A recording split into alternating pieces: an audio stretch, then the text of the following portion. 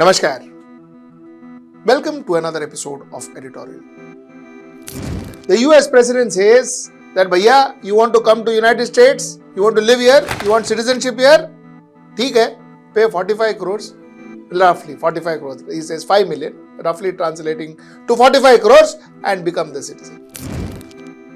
Acha, let's talk about this. Let's get right into the show. Very interestingly, nowadays, Trump and his colleagues, his cabinet, keeps us more occupied than possibly our good Prime Minister, Mr. Narendra Modi, and his cabinet and his government. So, let's talk about Trump. Every day, there is something new that happens with the Trump government, Trump administration. So, that is why I said what I said. Okay, so let's talk about Trump's new launch. Trump says, you want to come and stay in America? No. You want to come and stay in America? Come, pay money and stay. You see, if you remember a few days back, Trump had deported a lot of Indians. Lot of people across the globe, but let's talk about Indians. And he had deported them in chains. In a military aircraft, he had deported them. It had come and landed in Punjab, and these people were in chains. That is how he had deported. Possibly he wanted the world to see it. He was actually making that an example. See, this is how we treat illegal immigrants. To some extent, what I said is, listen, I don't know, humanitarian, I never considered Trump to be a great humanitarian leader anyways, but from a country's perspective, that is his country. He will decide how an illegal immigrant should be treated. So he treated those people that way. Technically, those people were criminals to have gone and illegally migrated to a country. So that is what I had said then, and I continue to have the same view today. But Trump did that. Now, there was a lot of countries who went and said that, "Arey, ye kya hai yaar? ठीक है, you are deporting, but why are you humiliating them like this? ठीक है.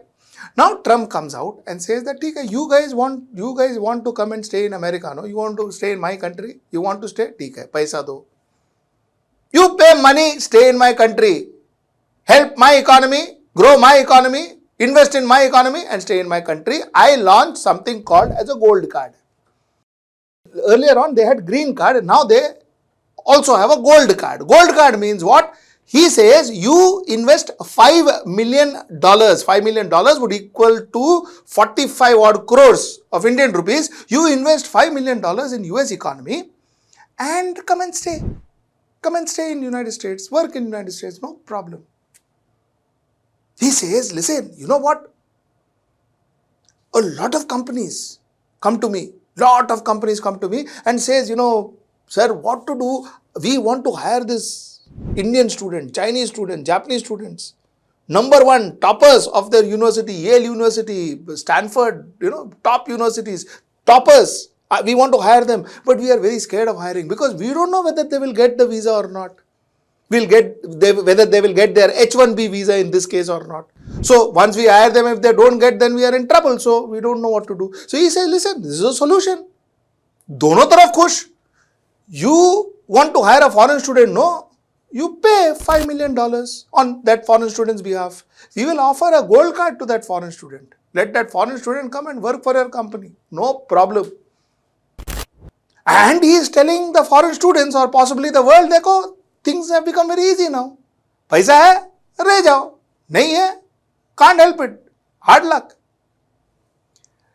Now the problem is that a company, when the company is hiring a foreign student, that foreign student comes most often, the foreign student comes at an entry level, isn't it?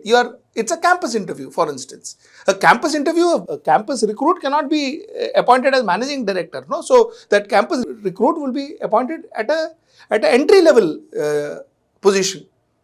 Entry level position, would a company give $5 million just as a fee for the government so that that candidate gets a golden visa or whatever, golden card?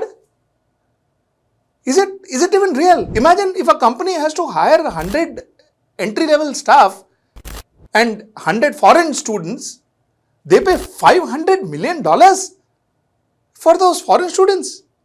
And how will they recover, and what kind of money is this? So will that really happen? That is question number one.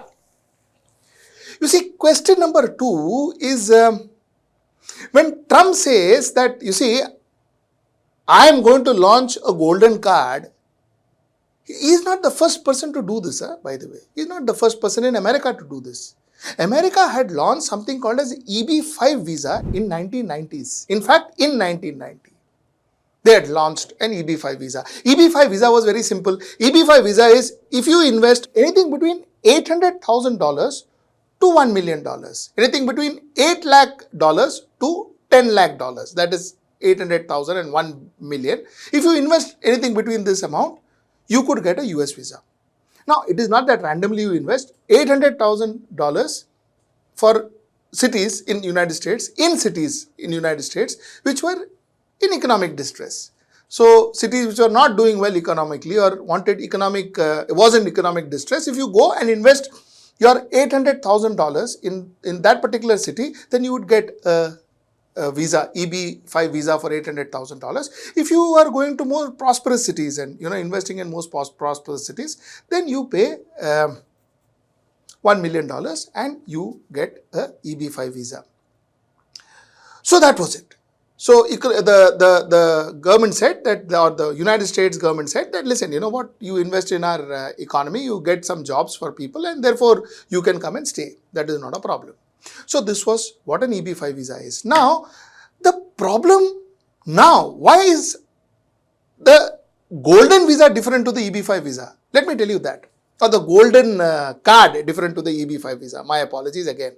Golden card different to the EB-5 visa is because, you see, EB-5 visa was 1 million, golden card is 5 million. So that's the first difference. Chalo, that is one thing. Obviously, it is Trump, so you can expect all this kind of numbers. But what is also different is that when EB-5 visa was being offered, H-1B visa was also kind of given parallelly. So, what I mean by that is, while rich people could pay $1 million and get into United States, a person who is not so well off, but who did extremely well in United States universities, possibly got into that university through scholarship programs, did exceedingly well in United States university, topped the college, topped the school, topped the university, that person would get a job through an H-1B visa. That person, he or she, could look forward for that American dream, as they call it, and get a job in United States through the H-1B visa, because the H-1B visa was not as strict as what it is in Trump's regime. So you had an option. So rich people, 1 million, EB-5 visa, and others who still wanted to be in America had an opportunity through really working hard on their academics, getting good universities, getting into good universities and getting a job there. So there was an option. Now there is a problem. See, the problem is, first and foremost, is if you see, I tell you why H-1B visa is so important for Indians. You see, 72.3% people out of the 386,000 people who got the H-1B visa in 2023 were Indians. This was in Biden administration. 72.3% people who got H-1B visa in 2023 out of the 386,000 H-1B visa that was being distributed were Indians. So now you understand how important H-1B visa is for Indian. That is one. Secondly, if you see, in 2018, during Trump regime, they saw the maximum percentage of rejection of H-1B visa, 2018, during Trump regime. Then that was 24%. Now on your screen is a denial rate of initial employment.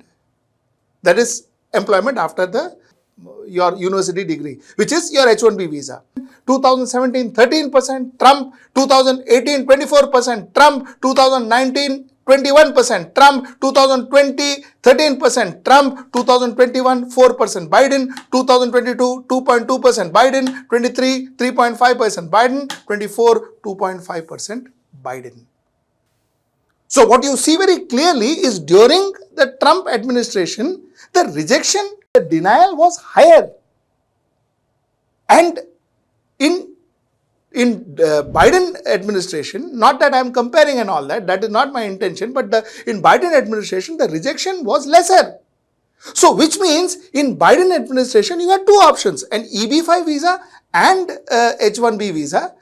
But in Trump's administration, the concept of H-1B visa is going to shrink more and more. For instance, I'll give you some more data. See, there are some key changes now already. Okay, first is the registration fees has been increased from $10 to $215. ठीक है, चलो, that is okay. Like I said, with Trump, you got to be ready for all this. Paisa to boss important hai. So that is one. Application fee has jumped from $460 to $780. वो भी ठीक है, चलो, that is one. Additional asylum fee has been added. Asylum fee, आके रहने का ना इधर, you have to pay an asylum fee of $600. That has also been added as a surcharge to your H-1B visa. So this is one thing that is added. In total, companies now faces approximately $34,000 in legal and governmental fees for each initial or extended H-1B visa petition. Initial or extended visa petition के लिए $34,000 a company has to pay. Now you think how much a company would want that person, or how much that company would want to, a company would want to hire a foreign student by paying $34,000 extra. Now under H-1B regime. And what Trump is saying, 34,000 chodo, you pay 5 million and you hire your foreign student. This is what the broad understanding of this is, and this is how it is going to impact India. Like I said, 72.3%, my apologies, 72.3% of the 3,86,000 H-1B visa granted in 2023 were Indians. Now, let me also tell you in the same breath, from an American perspective, Trump is not all that wrong. What Trump is trying to do is, Trump is trying to ensure that his own people, that is the American citizens, gets priorities in various companies. So their students, their graduates, their postgraduates, their undergraduates gets the opportunity first. And making it difficult for companies to hire foreign students. So he is working for his country. Second thing, by charging 5 million, he says, ठीक है, if you want to come into America so badly, तो भाई, this is a rich country, a rich man's country, pay money, help our economy, so that with that money that is paid by foreign students and foreign immigrants and all that, we can help our locals. We can do more welfare for local people. We can create more jobs. We can create more job opportunities. We can boost our economy. So that is what he in his mind has, which to whatever extent, I think from his perspective, if you look at it, capitalist, yes, but benefiting his people. Okay. Now, before I end, you see, let me tell you, this is not just Trump's perspective that, foreigners are getting more preference. It's not Trump's perspective alone. A lot of people in the United States think like this. There is a magistrate in US court, Justice Laurel Beeler. Justice Laurel Beeler said that, you should file a suit against Meta because Meta prefers foreigners versus Americans. Now, why does Meta prefer foreigners? The judge says that Meta prefers foreigners because foreigners are cheaper and US labor is expensive. So Meta is therefore giving opportunities to foreign workers than American workers. Are ye kya hai yaar? So what are our people going to do? And what are you trying to do? What are you trying to do? Just because we ensure a certain amount of lifestyle, we ensure a certain amount of minimum wages, you are hiring foreigners who are willing to work at lower than the minimum wages and then making more profits for yourself. You have no responsibility towards your country, your people. ऐसा भी नहीं होता है ना? So this thought is kind of there in United States. A lot of people feel the way Trump does, but then Trump, the advantage of Trump, or the genius of Trump is, whatever you call it, genius or whatever, the genius of Trump is he can put every problem into a rate card. So he can put a price tag to every problem.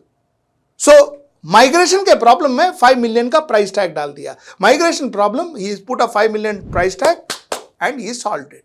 You have the money, put 5 million, come. You don't have the money, stay home.